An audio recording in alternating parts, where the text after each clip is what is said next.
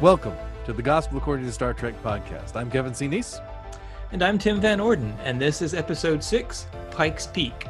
We'll be starting off with some Star Trek news about the future Star Trek movies, the literature side of Star Trek, and a perfect cast announcement, and then discussing Lower Decks Season 1, Episode 8, Veritas. And we've also got a great audience question to get to, as well as, of course, our main story, which is going to be an exploration of Pike and the peek he gets at his future. It's all coming up. Stay with us. Well, I should be sounding significantly better than I did last week. I'm actually not entirely sure what happened to make my mic sound awful, but people enjoyed the episode anyway, so that's cool. How are you, Tim? That's always a good sign. I'm doing good, thanks. Good. I'm glad you're here. Thanks, me too. Your mic sounds good to me. I'm glad to hear that now that we started recording. Yeah, that's true. That's true. Hey, so we got some Star Trek news. Who goes first? We haven't even decided this. Well, I mean, you've got the big stuff, and it's your show, so. All right. Well, you don't want to say. We'll save the best for last. Yeah, okay. All right. Good. So you start. Oh, you say yours is the best, even though mine's the big stuff. All right.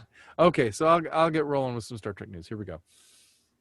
So this bit comes to us from Giant Freaking Robot again. Okay. This is the website that, before was saying that Lower Decks was the greatest Star Trek in decades and all that stuff. Okay. So take it with a grain of salt. Well, it's sort of, but like they were giving us the scuttlebutt about, about Kurtzman and the relationship with Paramount not being good and that sort of thing. Sorry, a grain of Andorian salt. Andorian salt. But they claim in this article, that this information comes to them from the same source that allowed them to be the first outlet anywhere to break the news that Star Trek Strange New Worlds is happening. So the word is Paramount is no longer in the business of making Star Trek movies. What? Yeah. So you remember a couple episodes back, we had this thing that said that Star Trek 4 was on hold. Mm-hmm. And the director was gonna go do something else. I was like, yeah, it's over, right? Because once you get on hold and your director goes off to do something else, it takes a miracle for that project to happen again. Well, no, apparently not only is Star Trek 4 not happening, but there are no plans. Like every other plan we have heard talked about for Star Trek movies has been scuttled. Wow. Yeah. They see it as a television property and aren't willing to invest in future Star Trek movies anymore. If one of the shows on CBS takes off, that could change, but those shows aren't generating enough interest. Ouch. Wow. Ouch. I mean, they're generating a lot of interest for me. I'm interested. Mm-hmm. I mean, we do a show every week. Right. And So, I wonder how much of that, Star Trek has never been it's people who love it, but it's never been a widely appreciated, not on the level of Star Wars or the MCU sort of a thing. It's almost a little more nichey. It is. I think that's true. It's definitely huge. I mean, it's one of the biggest things that there is. But yeah, I mean, it's always It doesn't have that.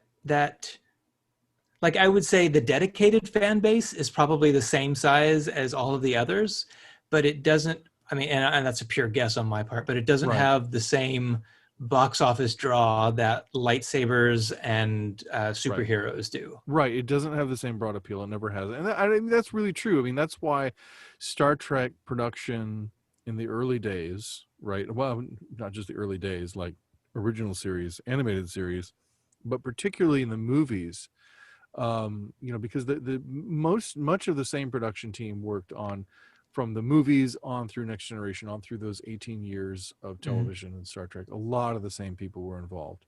Shoot, so were same sets. They Exactly. reused the Enterprise from Star Trek 6 as the battle bridge in Encounter at Farpoint. Yeah, exactly. And that's exactly where I was going with that. That there are walls that are in the Enterprise in the motion picture that are a part of the Enterprise in Next Generation. Yeah. Okay. Wow. And so yeah, and I mean they were saving stuff, they were reusing stuff because they never got a huge budget. Like the biggest budget they had was I want to say something like 35 million or something, which For I the mean films. that's for the films. And Wow. I mean that's 1986 money, but even True. still, that's or whatever it was. But really you go into even the later films, right? You're getting all the way to like 2002, I think, was when Nemesis came out. The budgets, as I recall, it's been a while since I looked it up, but the budgets didn't change that much. Like it was usually around 35 million.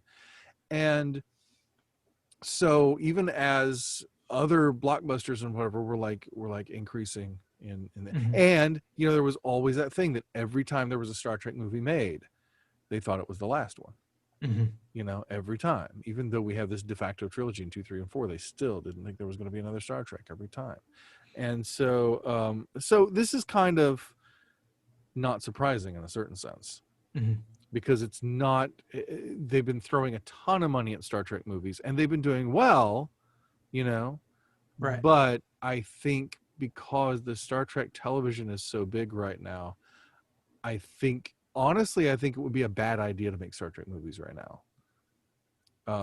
Yeah, to me, a Star Trek movie is a capstone on a series, Yeah. Like you've done your whole series, you've come to love the characters, and then you give them a few movies and they're done. Yeah. No, I agree with you. I think you do kind of migrate from the TV to movie. The Kelvin Timeline Pictures is the first time we've had Star Trek movies that went straight to the screen with a brand new cast. Which is, I think, one of the reasons people had a hard time accepting. But of course, we both love them. We know they're, except for the second one, we know they're great.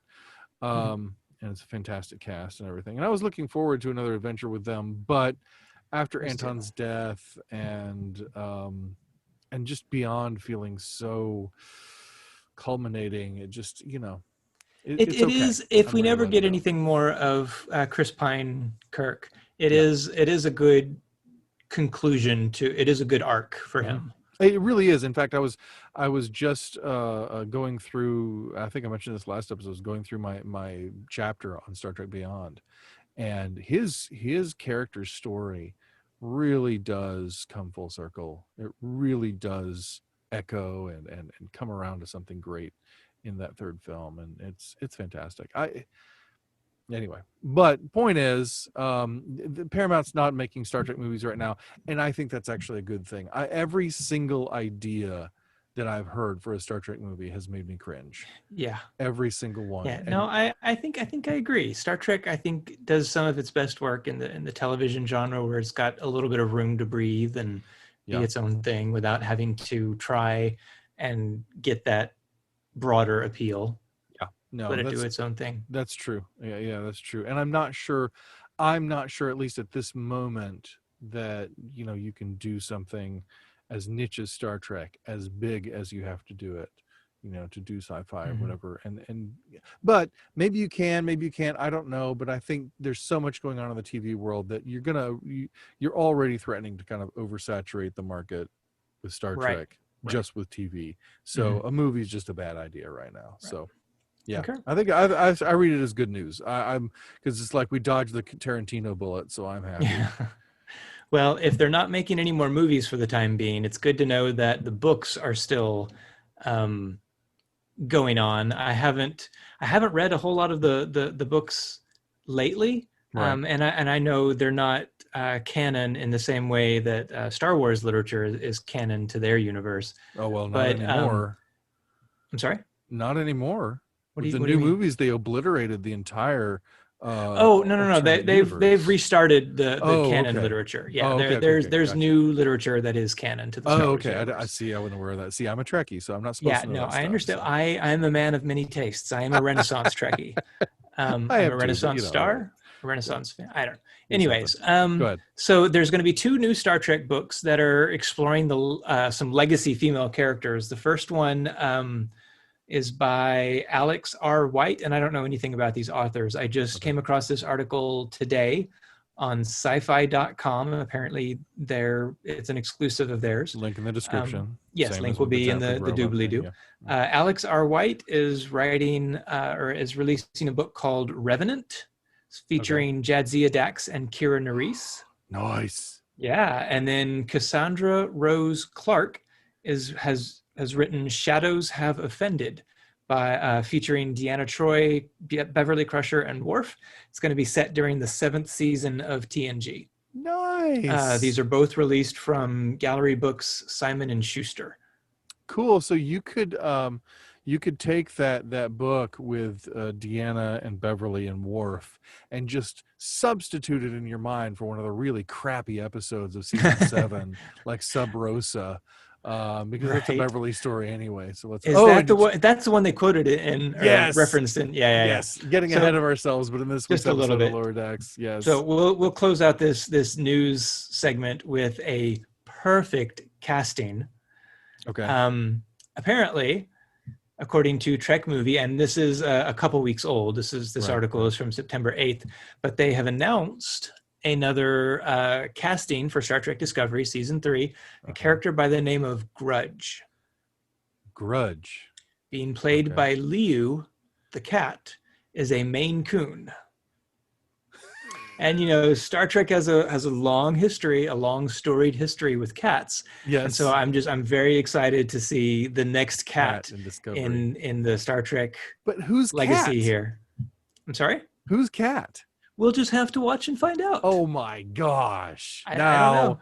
Like there is no, I mean. Oh, no, it does. Excuse me. The article does actually tell you who the cat is a pet of. But you don't want to say it because it's a spoiler? Well, I mean, it could be if you haven't watched any of the trailers or commercials. Like me. Mm-hmm. Okay. Okay, it's not a cat of one of the 2 new characters that we've talked about. What 2 new characters have we talked about? Well, you weren't here that week. Oh, what 2 new characters did y'all talk about? The casting of Lou Del Barrio and Ian, I forgot his last name, as the two new characters. This. Oh, right. Yes, no, not those 2. Not one of them. No, this one is a character that has been. It's a new character, but he was announced, I think, a long time ago. Okay, all right. You know what? I don't want to know whose cat it is. I'm going to go out on a limb and say that's probably for the best. Go out on a limb like a cat? Uh-huh. What was that laugh? Wow. Do we need to cut that maybe? No, that's fine. Somebody is going to hear that, and I'm gonna be picked up for some cartoon voice work because of that. Oh, well. You're looking at well, you're not looking, but you're listening to the next Bullwinkle. Oh my. Oh my. I could get some George Takei voice work by saying that. So anyway, San Francisco. I was born there. So moving right along. Dropping down to those lower decks. Come on, you're not gonna admire my stellar George Takei impression. Stellar. It's okay. It's okay. It's okay to be Takei. I love that. Okay, that's a great movie, by the way. If our audience has not seen the film To Be Takei, that is a great movie. If you just want to love George Takei more than you ever thought you could, what about if one of our hosts hasn't seen To Be Takei? Well, you haven't? I mean, hypothetically speaking. Hypothetically, maybe? You need to How see much it. higher can I go? Well, we don't need to go higher. We need to go lower. Oh, to the lower decks. All right. So we killed a good 5 minutes of the discussion time we've allocated for lower decks. Oh, I'm kidding. I have no idea. Yeah. I wasn't timing that. That's okay. So lower decks. Veritas. Veritas. What does Veritas means something, right? What does it mean? Veritas means truth. Truth, yeah. So Veritas. I was about to say vi findest du das. Yeah, I don't know what that Wie means. findest du die Veritas? I need that in Captain Dummy speak, Kaylee. That's in German. That's how did you like it? What did you think of it? Wie findest du? It was okay. It was okay. Yeah, It was. it didn't. There were a few moments where I laughed to my nose again. Yeah. There was one point that kind of got me good. I Yeah. can't remember what it was though. Beth and I made contact and we actually chuckled a little. That's funny. It was so good you can't remember it because I you were know, laughing right? so hard you blew a brain cell. Yeah, and I don't have many Yeah. of those to spare. Hey, speak for yourself. I was. That's true. You were. So clearly, I don't have many either because I can't really keep up with you. That's fair. That's fair. I was not. I didn't. Really latch onto the episode that much. It was interesting how they made specific reference to the Klingons and then put our characters in such a Klingon space. Like it's very much Star Trek 6 Right. kind of thing, which is obvious. I mean, it's an obvious and intentional callback, right? I saw someone on Reddit postulate that it was a Klingon conquered world, but Klingon minority. Yeah, maybe so. Something like that. Yeah, because it has kind of a Klingon name. The planet is like something. Yeah, I don't remember something the prime, name right? of the planet. Yeah, but it's something with it's got an apostrophe in it, so it looks Klingon. I mean, or Vulcan, but it doesn't start with a V or a K, so it doesn't. Right. Not a K, but a V. You know what's funny about Vulcan about Klingon? What's that? There's so many things. It's called Klingon, right? And there's so many things that have K in it, like Tukuvma and things like that. Right. But there's not actually a K sound in Klingon. How do they pronounce Kronos? I believe. Well, because it's a Q, right? It's a QU, and so it's like Kronos. It's like it's like a guttural sound. It's like Kronos, it's like Kalis is Kalish. Okay. Kalish, and like they never say it right up until Discovery, and like but like Klingon is Thlingon. It's Thlingon. It's not Klingon. So there you go. Interesting. That's how much the episode of Lower Decks was interesting for us. We're already on to right. Klingon pronunciation. Klingon pronunciation, yeah. Hey, this is Kevin breaking in, and it's because we completely forgot, and by we I mean I completely forgot to mention that Q is in this episode of Lower Decks, and John Delancey, of course, plays Q, and it's wonderful to hear him, especially relishing doing a more comedic, more over the top version of an already comedic, over the top character, who he has made wonderful for so long.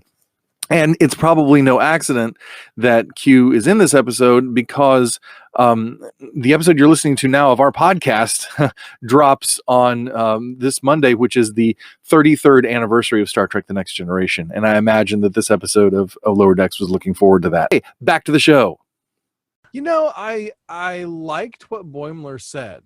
I mean, I liked Boimler's speech. I thought that was really cool.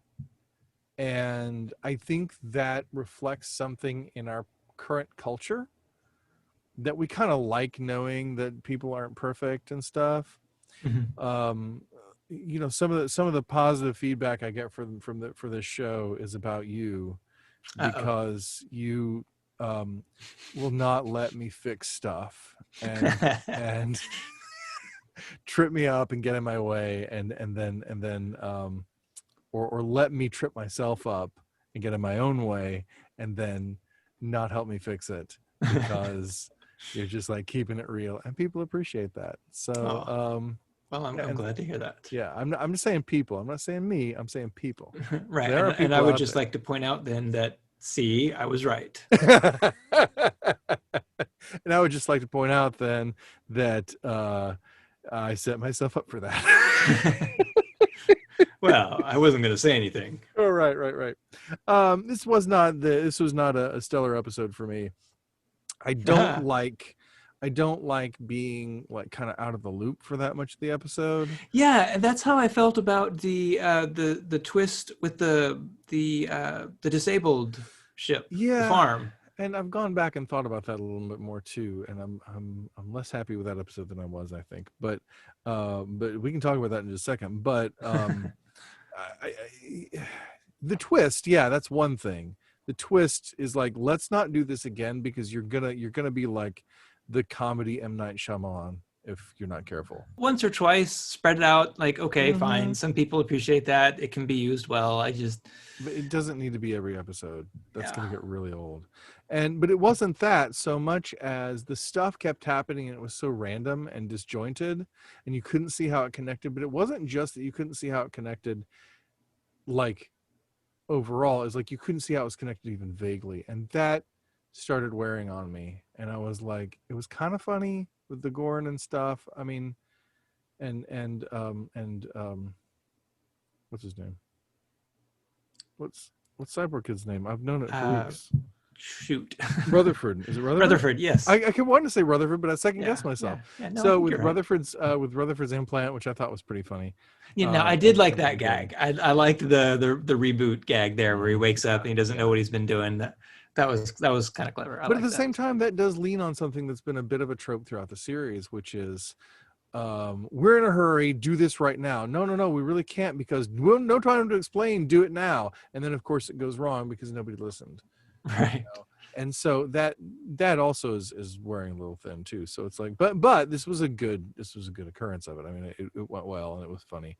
And the one time Rutherford wanted his suit to his implant to blink off, it did, and then it came back and he was no better off.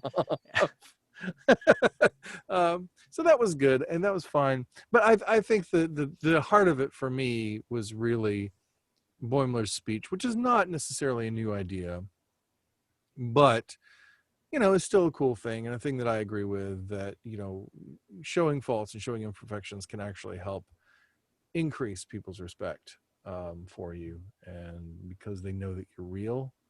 Right. And the idea of sort of the icon of the perfect hero is getting to be something we don't trust.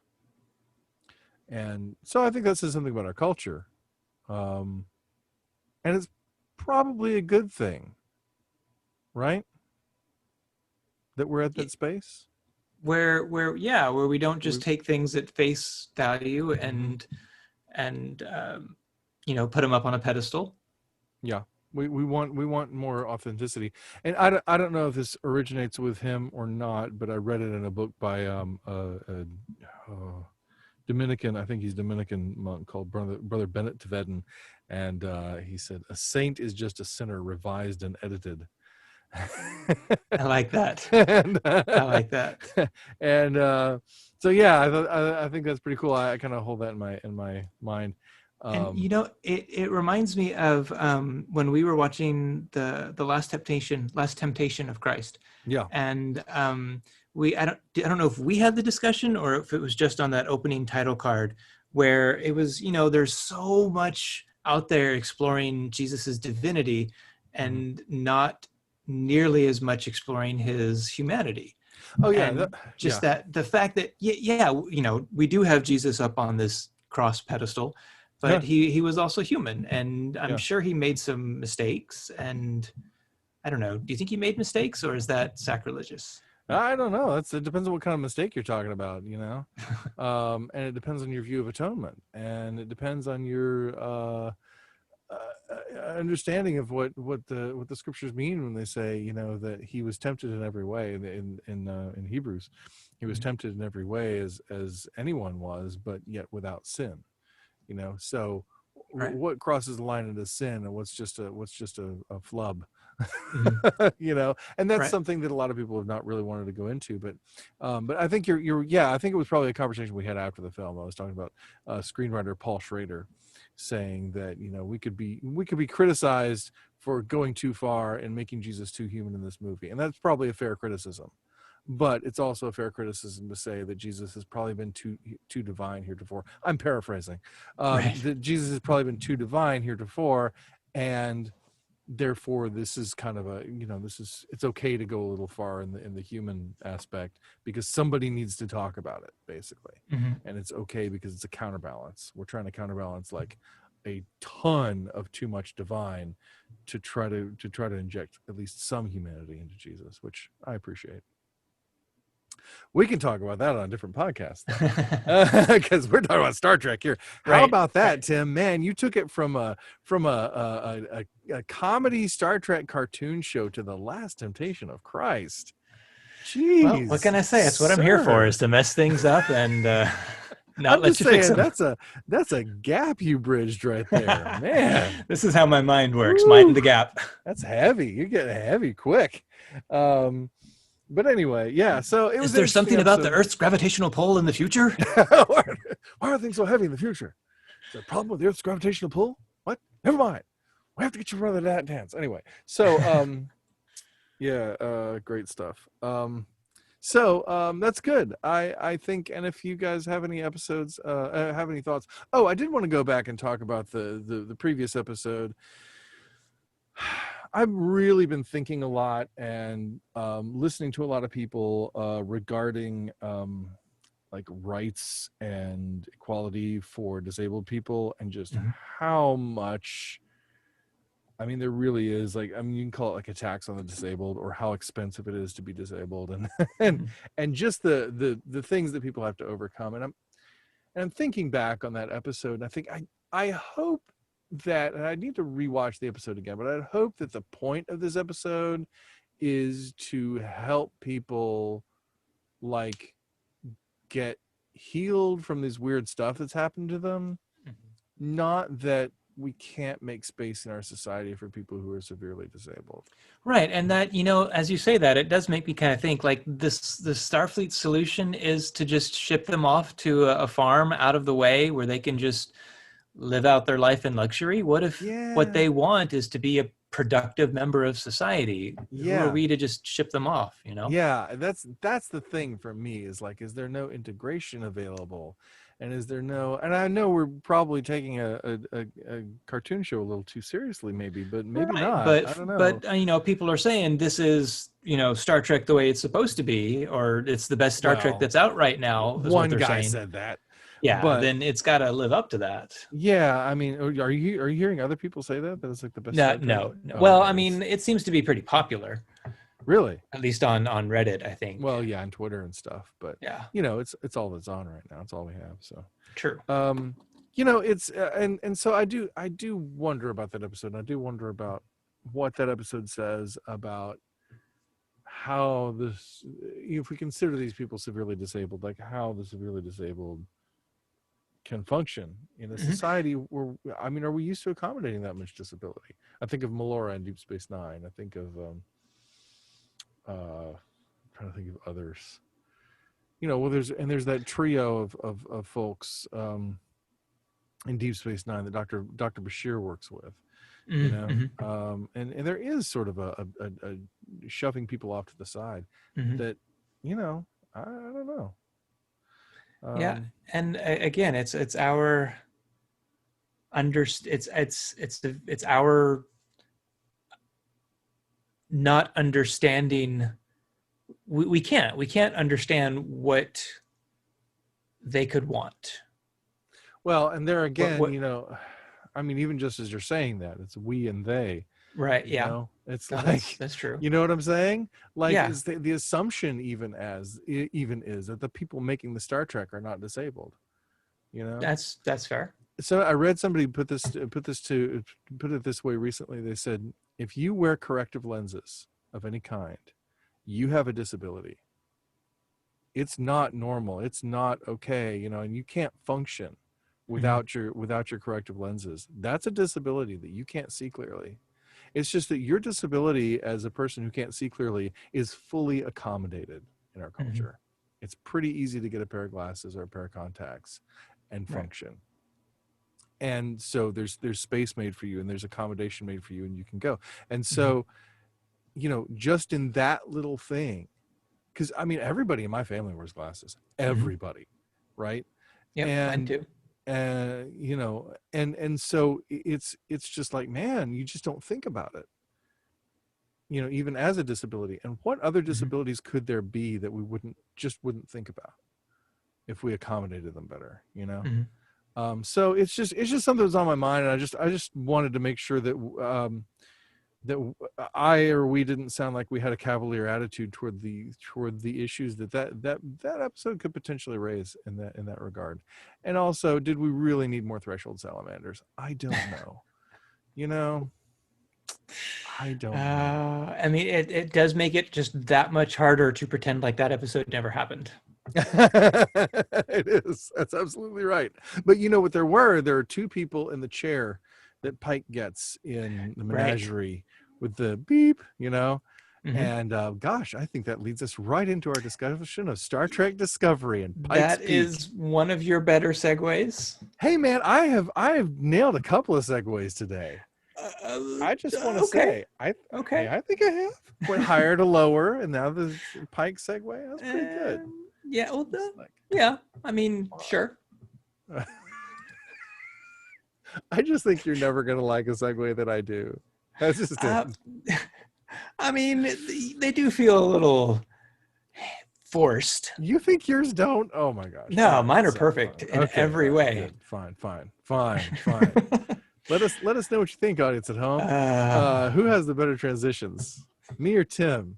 And is it that mine are worse, or that Tim just always has to try to call him out? I'm just too generous to Tim. Well, I mean, for all the times you've steamrolled me on the audio commentaries. Steamrolling. Oh my gosh. So Pike's Peak, yes. And we're not talking about a receding hairline. We're not. No, we're not. We're not talking about a mountain. It is P-E-E-K. He's got good hair, actually. Yeah, he does. He does. And Mount has some hair. He has some enviable hair, and he's got it grown out now. And yeah, with a beard and good night. He's just gorgeous no matter what he does. Anyway, so I'm just saying, Anson Mount is one of the best looking actors working right now. I'm just saying. And he's playing Pike, and that's just great. But yeah, we do want to talk about Pike, and for those who are just listening to this and you're not seeing it laid out, the episode title is Pike's Peak, P-E-E-K. And it's obviously a pun, and because it's a pun, Tim decided it was absolutely irresistible as a title. When I suggested it, there was no going back. And but we're going to get to that in just a minute. Like, that's kind of the culmination, I think, of what we're talking about, because we want to stem off of what we were talking about last week regarding New Eden, right? Mm-hmm.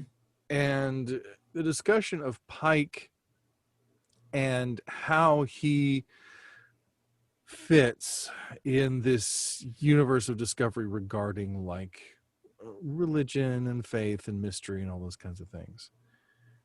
And the first thing for me is that, I mean, he does seem more comfortable with religion than the people around him, right? Mm-hmm. We talked about that conversation that he had with Owo and Michael. Yeah. What's that character's name? Right.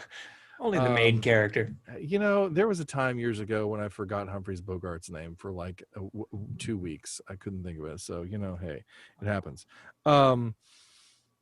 This episode kind of hits at a place for me that is uncomfortable and weird, and that I'm not super comfy with. I just said it's uncomfortable, so it doesn't make a lot of sense. But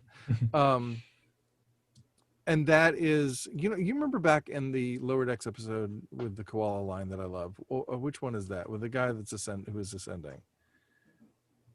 Do you remember which one that is? Which episode it was? Yeah. No, it was the one with the guy ascending. It was the one with the guy ascending. Whatever. We all know the one. The one. The universe is balanced on the back of a giant koala. Why is he smiling? What does he know? That's one of my favorite lines in all of Star Trek right there. I love that. But that episode, Tendi makes this comment, and she's going around trying to come up with all these things to do to get this guy to ascend. And it's not unlike things that we've seen in Star Trek before, where like we'll do religious stuff. Like, it's okay as long as we can recognize that there's a real effect that's happening. Like Spock's Katra being put back into his body. I mean, it's an act of faith for Kirk and the crew of the Enterprise to engage in this religious thing, ceremony on this planet. It's an act of faith for them to engage in that, but they do it because of their love of Spock, and it works. You know, it's a religious ceremony and it works. And it's like in Where No One Has Gone Before in TNG, when everybody's like, okay, focus your positive energy and your positive thoughts on the traveler, you know, like let's have a ship-wide prayer session, you know, and it works because that's what we had to do right there, you know. But what Tendi says, and she says, is something along the lines of, I've heard that you'll ascend faster if you do all the religions at once. You know, like if you put all the religious traditions together at once, then you'll ascend faster. And which is funny, right? I mean, it's kind of a throw off line. It's kind of funny and it's kind of interesting. But it says something about Star Trek and how it wants to sort of, when it talks about religions, it wants to be very like multi-faith, right? Mm-hmm. And there's a way of being multi-faith that gives all faiths their space, which is what we strive for in the United States, right? And in most of the free world, what we strive for, Mm-hmm. which is religious freedom, pluralism, which is a topic for another day, maybe, or no, maybe I'll talk about it here. That Christians should be in favor of pluralism, but and should foster a pluralistic society. Um, but there's a kind of pluralism that I think is reflected in that thing that Tendi says, and also in New Eden, where it's like, well, let's just mush all the religions into one. Mm-hmm. And I have a problem with that. I really do. I really feel like, I don't know. I have a problem with that practice. It's a practice. It's a thing people actually do, right? It exists in our world. It's not a thing that's invented for Star Trek. But I feel like, you know, I think it's an action that seeks to sort of like solidify or you know, like if we cross the streams, or we all Care Bear stare in the same direction, you know, like it'll make this one big, you know, powerful thing. Mm-hmm. I don't think when you combine religions in that way that you actually create something more powerful. I think what it ends up doing is diluting all the religions. It's not a Voltron effect. No, it's not exactly Voltron. Great example. Yes, it's not Voltron.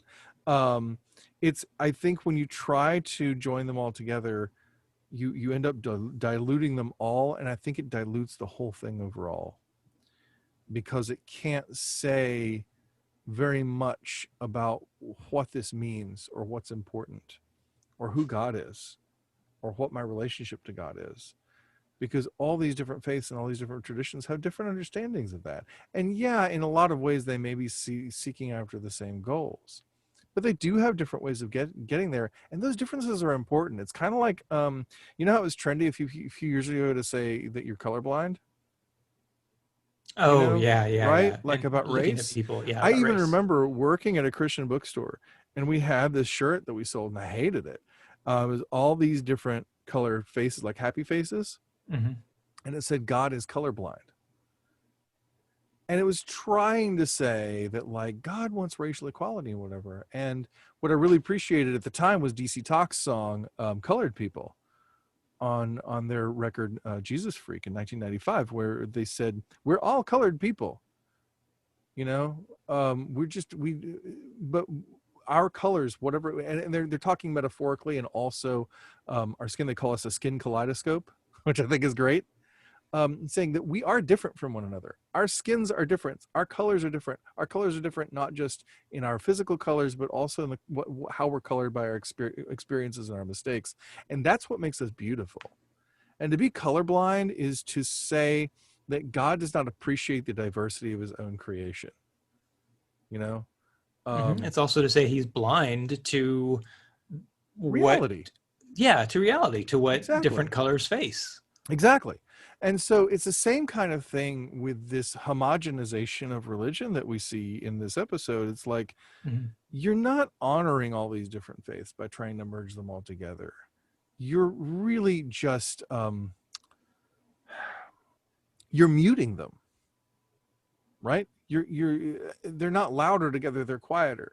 You know, Jesus is in the window, but it's at the back of the room with the Star of David and with the other religion specific stuff. And our real religion is the Red Angel. and the stuff that happened and the story that we tell in our windows, right? Mm-hmm. About this thing that happened. There's nothing wrong with telling stories in windows. There's nothing wrong with that being your narrative that you gather around, right? Mm-hmm. But I don't think, I mean, there are no angels in Wicca. How do the Wiccans feed into this? You know? This is not a kind of thing that pagans believe in at all. So how does this happen? And somehow the pagans are like, oh yeah, that reflects our religion some weird way that it doesn't possibly, you Mm-hmm. know. So to me, it just is a very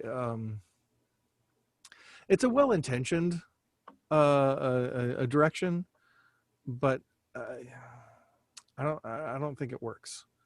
I don't think it really um, honors those different faiths. I think it hurts them. I don't know. What do you think about that? I'm trying to, from a anthropological point of view, trying to decide if that's something that would naturally happen. Like if you've got a group of people from a diverse religious selection, Mm-hmm. and they're just immediately transported out of nuclear annihilation to a almost a paradise-like planet, how would they, who would they ascribe that to? Would they fall apart after that, saying no, it was Jesus, no, it was Buddha, no, it was um, Moses? I mean, Mm-hmm. how would they naturally proceed from there, given our propensity to divide and try and explain? And I know this gets into that aspect of religion is only used to explain the unexplained. Mm-hmm. There is a certain gathering, a certain melding, and people have tried to do amalgams of different faiths. I mean, I was just watching a film the other day about Saint Augustine, and Augustine, for a while as a young man, followed the Manichaean tradition, Mm-hmm. and or the Manichaean religion. And Manichaeanism was trying to take, I think it was Judaism and Zoroastrianism, and he was like two or three different like competing religions, and say no, they're all one, right? Mm-hmm. And that was and that became not only a faith tradition that he left, but then as he became a Christian, he began really fighting against the Manichaeans and really trying to poke holes in what they were doing. And so yeah, I mean, it's not a new idea, and it's something that people have tried, and something that some people do when it's trying to meld all these traditions into one. I've always found that to feel kind of contrived, and to ultimately weaken the traditions it's trying to combine. I could be wrong, but that's kind of how I see it. And and I think it's important because we do tell certain stories, and I mean, particularly as Christians, we do tell certain stories, and we have those stories, and Jews have certain stories, and Christians can miss the point of Jewish stories in their sort of Christianizing of them, Mm-hmm.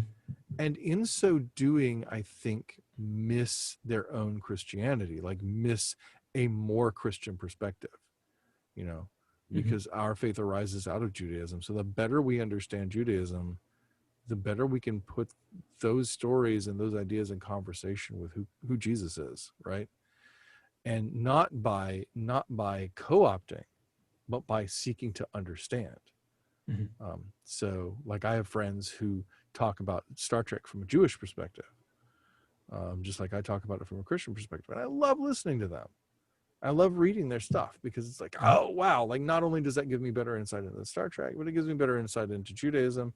And therefore, it gives me better insight into how I'm relating things to my faith tradition, Mm-hmm. Right. and that to me, putting things in conversation to me is better than homogenizing everything. Mm-hmm. Does that make sense? And homogeneity is very much a criticism that people have of Star Trek. That a lot of what shows up as unity in Star Trek really comes from homogeneity, from losing distinctiveness, which is a very Borg thing to do. Nice. Well, if we keep going about this, we're going to have to change the title of the episode. Okay, yeah, all right, you're right, right, right. Okay, because I'm not talking about Pike specifically. You're right, you're right. His dad did teach comparative religions though, so there you go. But and comparative religion seems to be a place where Star Trek is pretty comfy with religion. Mm-hmm. But the thing about Pike is he. We talk about Pike's Peak. That's referring to something specific in the title. But he also does give us a peek, doesn't he, of a little more religious or spiritual attitude, right? Mm-hmm. It's like he's approaching it with an open mind, with the Yeah. mind of a scientist, that his mind can be changed. Very good. See, I like that It's like, because go ahead. it reminds me of an Albert Einstein quote, actually, that science without religion is lame and religion without science is blind. Now, I wonder if that's it. Now, are you sure that's a real Albert Einstein quote? I am not. No. Okay. Like Lincoln said, you got to be careful of quotes on the internet. Right, exactly. Use the force, Harry. Yeah, no. But it's a good quotation one way or the other, and I think you're right. It's not just that. It's not just that. But I think you're bang on that he's approaching it like a scientist, like a real scientist who doesn't try to presume that they know before they go in. And I think that's where he's kind of teaching Michael a little bit. Mm-hmm. And demonstrating something to Michael a little bit that she doesn't have. She is a pretty strict dogmatist, right? She doesn't even want to say that the building is a church. Mm-hmm. And so that, I think, that shows, yeah, I think it does. It shows an inquiry. It shows a curiosity. It shows an openness that maybe, at least in this particular realm, Michael lacks. And for what reason she has this prejudice in her thinking, I don't know, Mm-hmm. and I'm not sure that'll be explained at any given point, but it is the way she is. But there's a concept called God of the Gaps. Have you heard of this before? Yes. Okay. Some people But have, some people have. Just for the people who haven't, people who why don't you go ahead and explain it? Yeah, I wanted to explain. One of those things that you may have heard, right? But you haven't heard that name. And it's basically the idea that, science explains stuff to a certain point. And then to the point where that explanation falls off, people say, aha, therein lies God, right? Mm-hmm. But you can't tell me what caused the Big Bang, so haha, God, Yeah. And there's nothing wrong with saying that that there's mystery to God. There's nothing wrong with saying that God lives in mysteries and things. However, if your God is only God of the gaps, then the only thing it takes to get rid of your God is closing a gap. Every time somebody explains away something that you think is mysterious, they make your God smaller. And that's because you've made your God smaller in the first place. Mm-hmm. I kind of brought this up last time with Nibiru and stuff in Star Trek, and it's a little hard to articulate, but it's this idea that religion only exists to try to explain or put a name on those things that our reason or direct evidence can't tell us, like what happens after we die, or the meaning and purpose of our lives, or the origin of the universe and things like that. And so a lot of religious people become very anti-science because they feel like science, in trying to explain things about the world, is intruding on their territory. Mm-hmm. And that's the thing. The more you explain, the more you shrink their God. And it's just, I had a friend say recently, I hear some people, talking in a particular forum. It doesn't matter which one, but I hear people talking in this place, and in this context, and I just want to yell, "Your God is too small," Mhm. and that's something that Gene Roddenberry was all about. He believed that the conception of God that he grew up with was too small, and he was right. I mean, he was really right. There are things about the nature and character of God, and the vastness and the enormity of God that the terrible swift sword just doesn't cover. We have to have something other than a God of the gaps. You have to be able to recognize that, yes, God is the God of the gaps, but God is also the God of everything the gaps are in between. And part of this conversation about God being the God of what is, and not just what we wish, and not just what we hope, or not just what we can't explain, is that what is not always easy. What is not always wondrous. There's suffering, and there's pain, and there's struggle in our lives. And God is not separate from that. God is not abandoning us when that happens. And we don't need, people talk about Star Trek getting dark, but man, if you can tell, Billy Crockett, a musician that I love quite a lot, once said that truth and art can be explained one of two ways, either by telling something that is genuinely hopeful, or by something that's bleak, that leaves a hole the shape of what's clearly missing. Right? Mm-hmm. The brightest light is shown to be bright by the darkness it dispels. And so if we can still tell stories that find that thread of hope, and that find that thread of the good, the true, and the beautiful in a Star Trek that goes some really dark places, all the better. Because we're living in a time where I question whether my kids should be listening to the news broadcast that comes on the television. Mm-hmm. Because I don't, what does it say about humanity to him, and how can I buoy up his faith and his hope that it's worth living, it's worth living, and it's worth trying another day.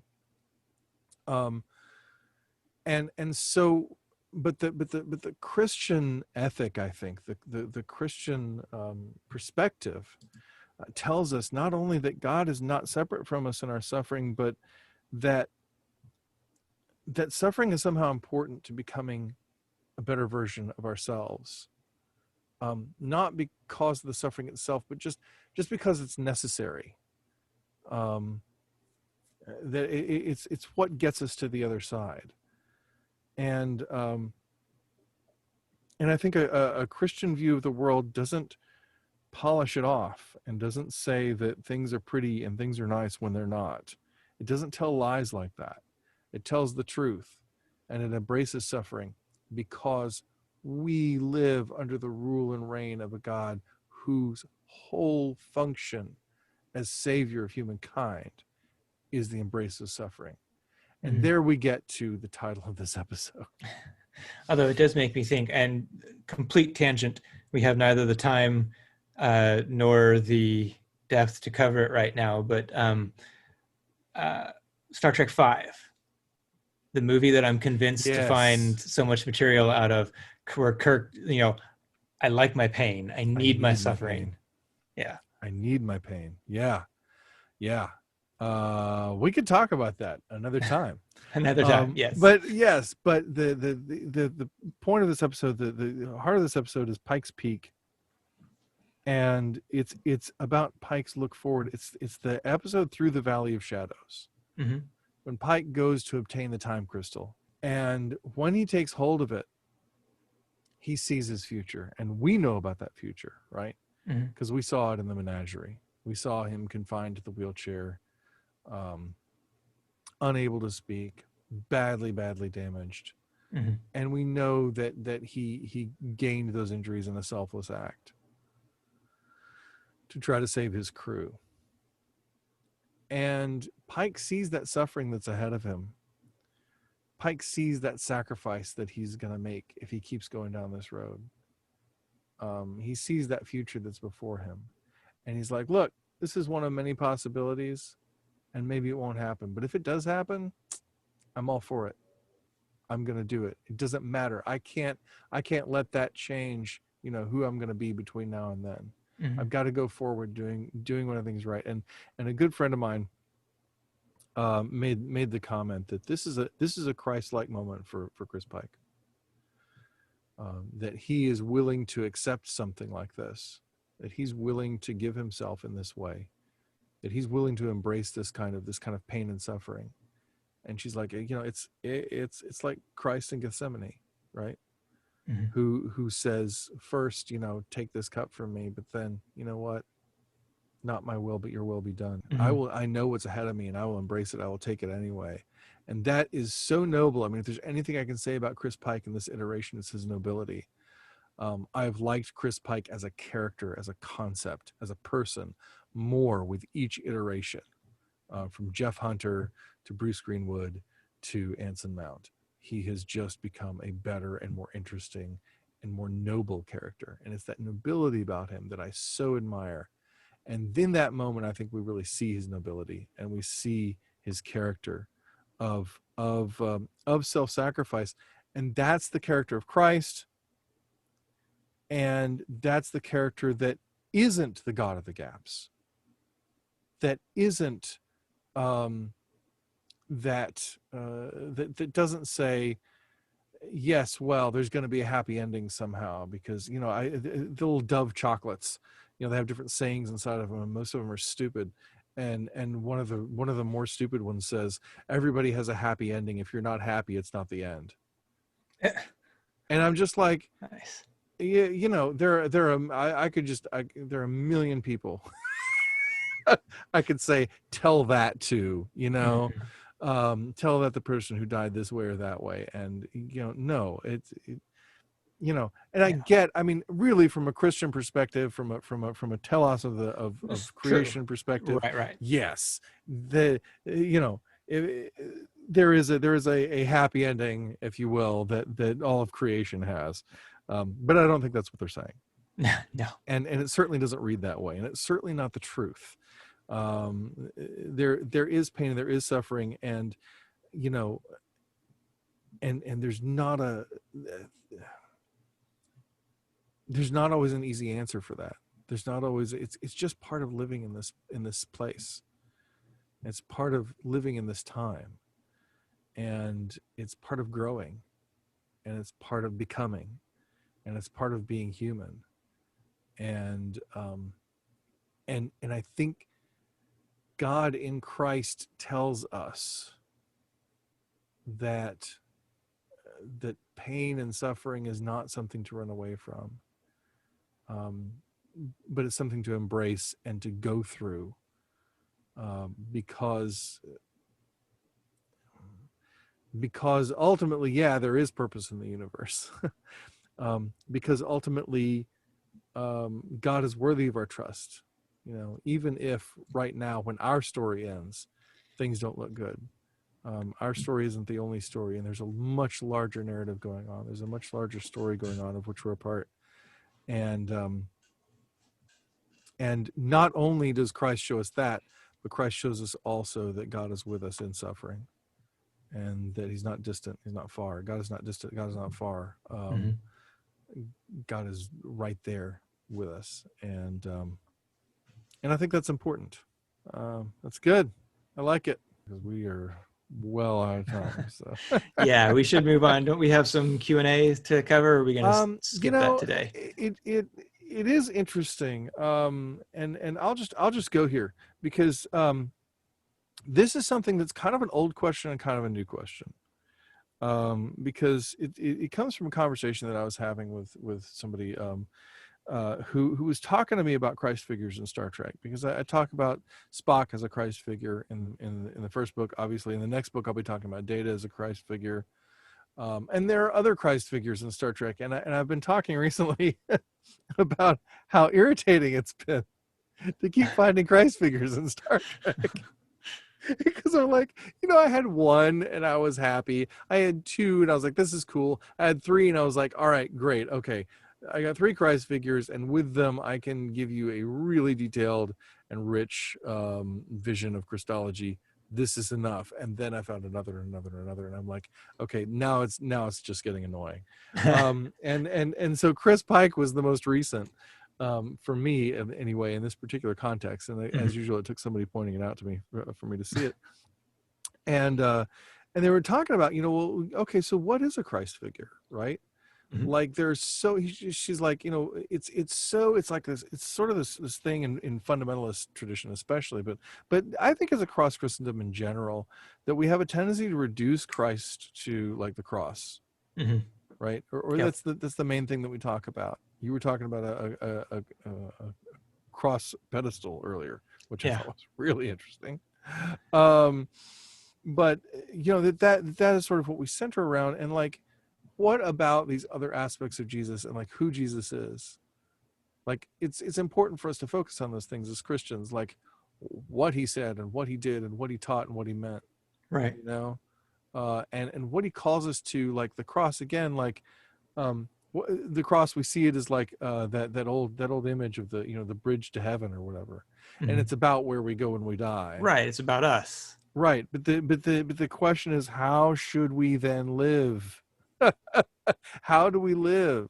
What's here? What is not just Christ saving us from hell, right? If you go down that road or have that concept, but what is Christ saving us to? What is Christ saving us for? Not just at the end of life, but now, during our lives. Why are we here living a life? If the point is where we end up, the point is not where we end up. That's not the goal. Oh man, where was I going with that? Oh yeah. So the idea was like, okay, so can there be Christ figures who represent other parts of Jesus? And I want to say yes. I want to say yes, because she's right that like we need to.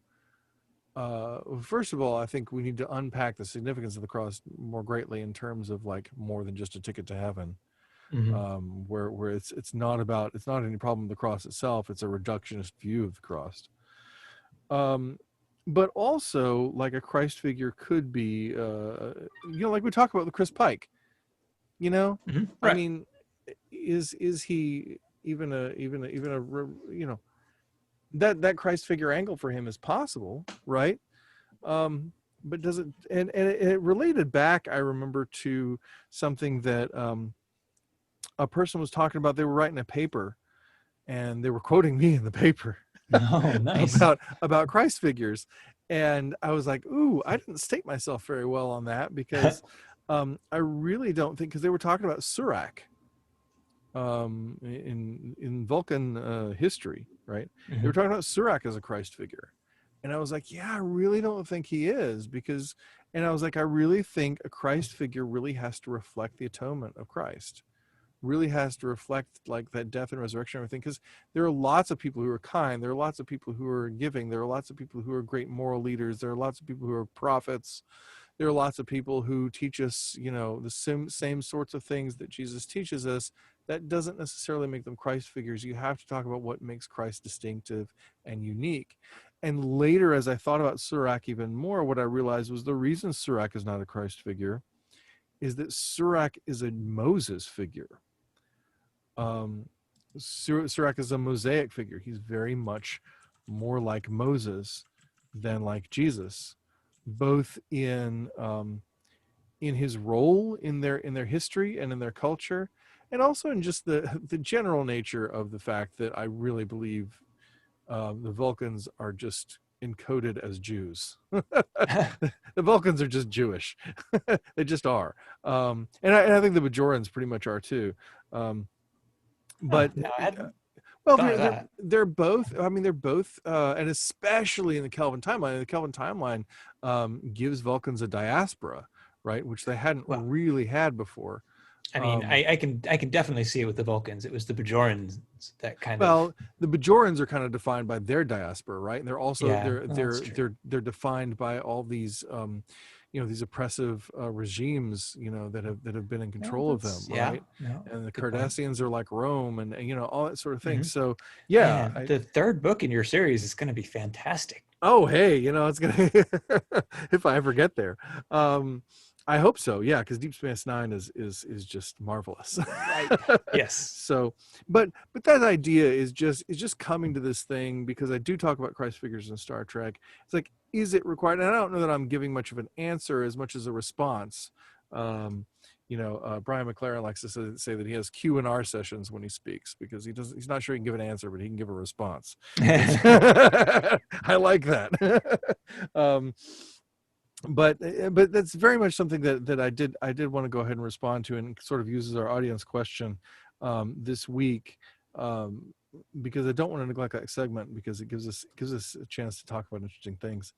But is just that idea that there are so many Christ figures that we can talk about in Star Trek, and most of them do have to do with death, or sacrificial death and resurrection especially. And the great thing about that is, when I look at a Christ figure like Data, if I look at a Christ figure like Spock, if I look at a Christ figure like Ben Sisko, and I go back, and this is how all of the gospel according to Star Trek started. I saw Data as a Christ figure, and I went back through his whole story and just started saying, I know this isn't intended, but where else and how else does he reflect Jesus? And I did the same thing with Spock. And I just kind of started saying, and then as we find those character traits in that character, then when they go and have their Christ moment, right? How does that inform their Christ moment? How does that enrich their Christ moment? What more does that tell us about their moment as a Christ figure, as a character? And then therefore, what might that infer, or what might we be able to infer from that about Jesus himself and about the significance of Christ? How does that help us meditate on the gospel? So I think, yes, a Christ figure can be more diverse than merely having a sacrificial death and or resurrection, but with the requisite arm spread, right, to let the audience know this is a just Christ in case moment. you hadn't noticed. Yeah. Right.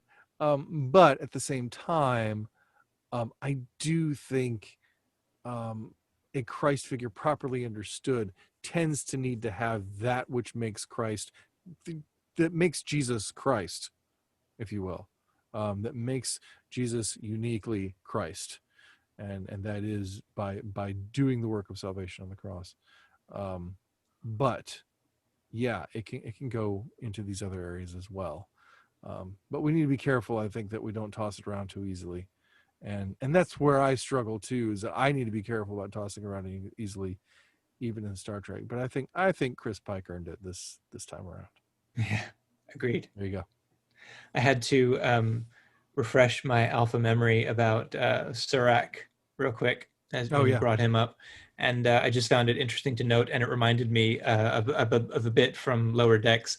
I did like the Roga Dinar argument that they were having over the shuttle pod. And right. Roga Dinar on Memory Alpha right now. Roga Dinar is one of the popular pages. Apparently a lot of people are looking him up right now. Yep, as they should. But no, I did have another question for you. I'm sure it can be addressed really quick since we're low on time. Okay. How do you stop from falling out of a bird of prey? Oh boy. How, Tim? You just have to cling on. Oh boy. Oh, as Alf would say, I kill me. Oh gosh, because I'm not there and I can't. Oh, I know. That's terrible. I really appreciate you quoting Alf. That's awesome. Alf is one of my favorite. Anyway, yeah. Right. I'm gonna. You're trying so hard not to get off on an Alf tangent. So hard not to derail on Alf. Yes. I love Alf so much. Okay, all right. I think that's it. How do we usually end these things? Do I say, Tim, what's going on next week? Is that what happens next? You say, that's according to our non-script that we don't have at all. We have no script, right? Okay, well, yes. Well, thank you for that, Tim, as usual. Very enlightening. What are we doing next week, Tim? We're flying by the seat of our pants as we cover episode 9 of Lower Decks, and we'll take a dive into Saru. All right. I think that sounds like a plan, or lack thereof. That sounds great. I'm excited about it. I hope everyone will join us. In the meantime, please like, share, comment, subscribe, and rate. And if you're on YouTube, be sure to ring that bell. Also, send us your questions. Gospel According to Star Trek on Twitter or Facebook, or gospeltrekpodcast@gmail.com. We'd love to discuss your question on the show. Tim, do you have anything else to say to the folks at home? 42. That's how old I'm turning in just a couple of weeks. Oh, wow. So, yeah, how about that? So, thanks on that note of my impending mortality, that's going to wrap it up for this edition of the Gospel According to Star Trek podcast. Thank you so much for being here. Until next time. I'm Tim Van Orden. And I'm Kevin C. Neese. And as Jesus said in John 10:10, live long and prosper. See you next time.